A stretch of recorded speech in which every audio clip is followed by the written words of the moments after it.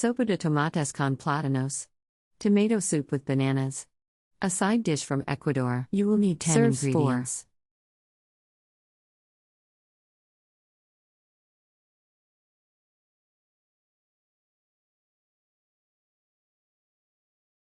Step 1. In large saucepan, combine tomatoes, stock and salt. Bring to a boil, cover and simmer over low heat until tomatoes are soft. Step 2. Heat oil in saucepan. Add onions, sauté until transparent. Peel and slice bananas. Add banana slices to sautéed onions. Sauté, crushing slightly. Step 3. Strain tomato pulp through strainer or puree in a blender or food processor. Stir puree into onion mixture. Step 4. In bowl, combine cornstarch and half.